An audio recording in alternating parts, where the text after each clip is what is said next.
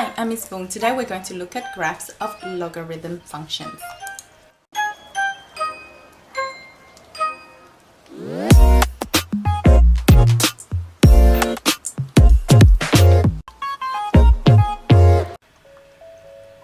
Now recall that log a to x is the inverse of a to the x.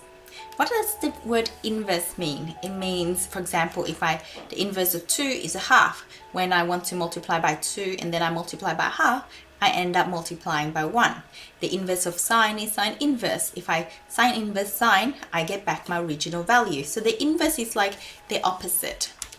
So when we have log a, we can observe that that's going to simplify to x. How does that happen? Well, we know that when we have log and there's a power, the power goes to the front from the previous video. So x goes to the front. Now, and we also know that log a is equal to 1. So log ax simplifies to just x. So we can see that a to the x and log a, they are inverses of each other. And likewise, we can say that this is also equal to a to the power of log ax, and they're both equal to just x. So these are inverses of each other. Now, how does that help us sketch? Well, the inverse of each other means that one is a reflection of the other along the y equals x line. Recall that when you sketch inverses in previous chapter, you drew the y equals x line and you made a reflection using that line. Let's do an example, log 2x. Now we could find the values by drawing a table and plotting it. So for example, log 2 to the -1, well, we know there's no real power to get -1, so it's undefined. 2 to the what number is 0? Well, 2 to there's no number that gives us 0, so it's also undefined. Then 2 to the what power gives us a half? That's -1. Then 2 to what power gives us 1? That is 0. 2 to the what power is 2? Well, log 2 is obviously 1. 2 to the what power is 3? Well, that's a decimal. And 2 to the what power is 4? That is 2. So we have a few values there and we can sketch it. But as we just discussed, it's also the inverse of 2 to the x. So we could sketch 2 to the x, which we have seen previously, looks like that. And we can draw the line y equals x. And we can reflect it along that line to draw our log 2x. See, like so. And we observe that that's correct because look, anything before 0 is undefined, there's no values. And as we approach from a decimal to 1, we're negative. And then 1 is 0, and at x 2, 3, 4, it becomes slowly a little bit bigger and bigger and bigger. So we can see that they are that's a reflection of 2x along the y equals x line. Now recall that there is an asymptote for the graph 2 to the x. So this asymptote, when we reflect it along the y equals x line, it's x equals 0. So log 2x has an asymptote of x equals 0. Let me clean that up. So that's how your graph should look like. Don't forget your x-intercept and put in a point. We'll pick 2, 1 because it's nice and easy, the whole numbers. And we're going to use this point to describe dilation and observe dilations in the next examples as well. The domain for this graph is R+, which means all positive values, not including 0. And we observe that as x approaches 0 from the positive side, so as x is getting closer to 0, our y value is getting more and more negative, so approaches negative infinity. Example 2. Let's do log 10x, which we know is just a dilation of log 2x, but let's observe. So plugging in log 10x, plotting it, what are the y values when x are these values? So again, the 0 will be undefined. What is log 10.1 or log 10 1 over 10? 1 over 10 is 10 to the -1. So therefore, the power is -1. Log 10.1 would be 0. Anything 1 is 0. Log 10.2 will be a decimal, and so would the other values. So you use a calculator for those. But let's sketch 10 to the x, and let's reflect it along the y equals x line. Now I've sketched 2 to the x, And now I've sketched 10 to the x to show you that 10 to the x, how it looks like compared to 2 to the x. It's much steeper, it goes faster.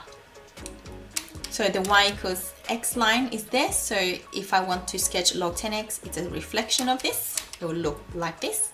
So by now you realize that exponential graphs, so 10 to the x, 5 to the x, look like they're going up, whereas log graphs kind of look like fishing lines.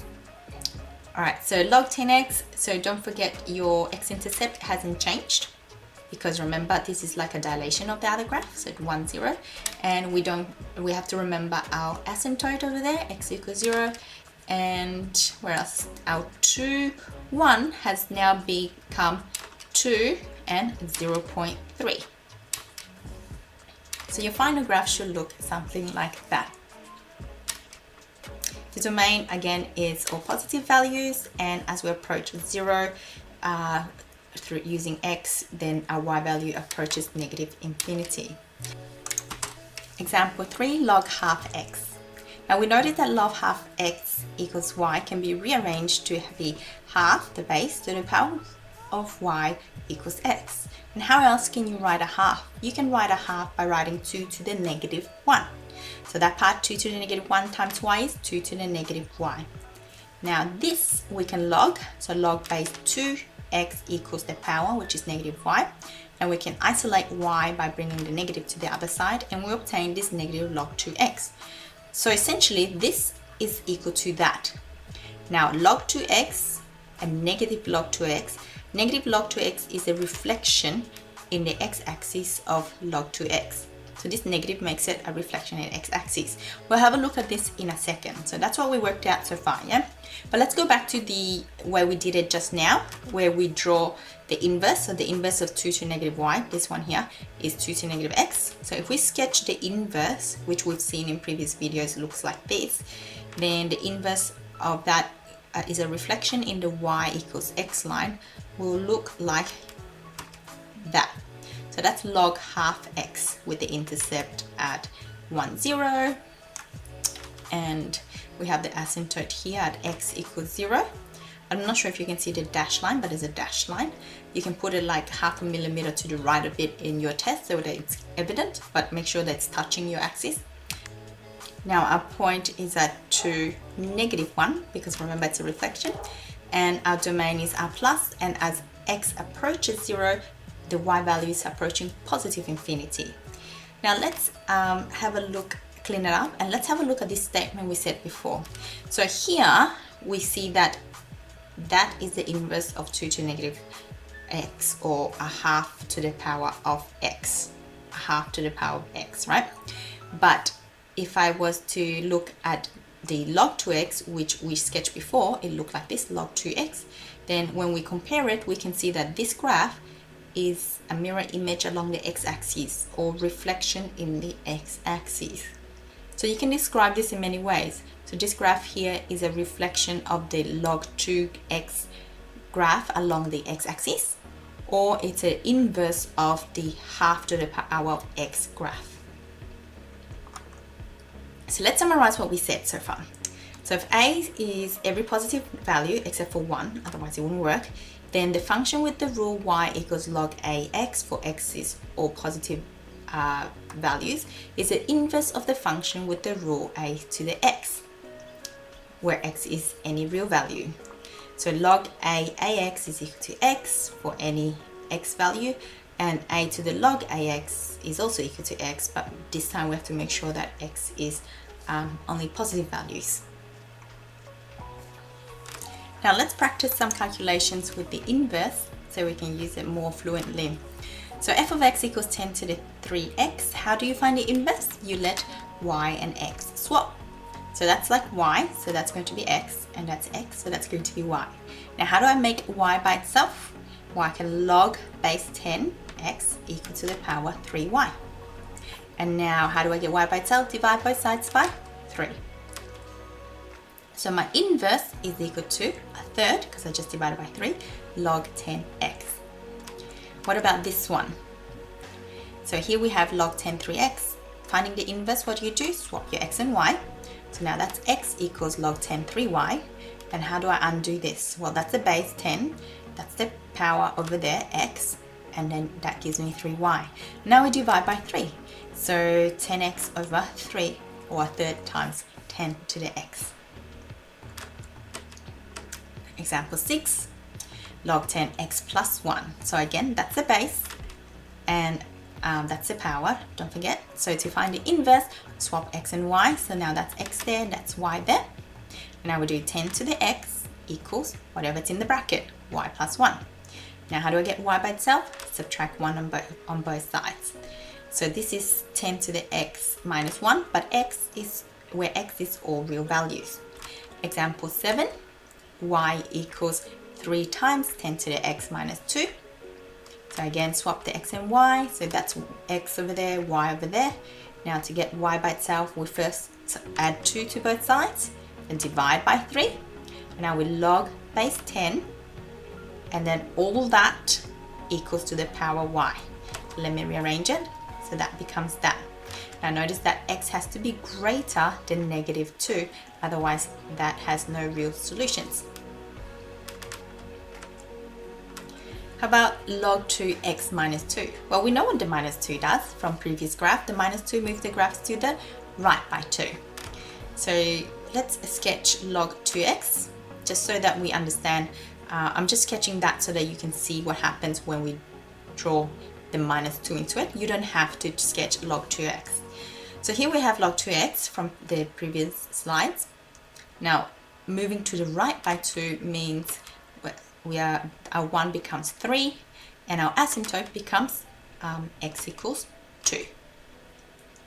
And now our point at 1, 0 becomes 3, 0. And our point 2, 1 becomes 4, 1. So we add 2 to all our x values. And our domain is no longer r plus, it is every value greater than 2. And as we approach 2 from the positive side, we're approaching negative infinity. So clean that up. You might want to sketch that. Example 9, log 2x plus 1. What does the plus 1 do? It moves it to the left by 1. So again, I'm going to do the log 2x just for you to compare, but you don't have to sketch this black line here. So moving it to the left by 1 means our graph looks like that. So our asymptote is at x minus 1. And we have our x-intercept now at 0, 0. And our 2, 1 points is now at 1, 1. Example 10, log 2 5x. What does 5x do? When you put a number in front of the x, it dilates it by a factor of a fifth in the y-axis. So let's sketch that. So dilating by a fifth in the y-axis. That's the y-axis, so a fifth. So it's going to look somewhat like that. So our asymptote is still the same because it's a dilation, but now our x-intercept 1, 0 becomes a fifth of that, so a fifth 0. And our point 2, 1, well, a fifth of that now becomes 2 over 5, comma 1. Now thank you for watching. Revise and notice that the pattern in the way we sketch functions is always the same, so that should help you sketch these. Try to remember the graphs for logs, the shapes looks like that, and exponential looks somewhat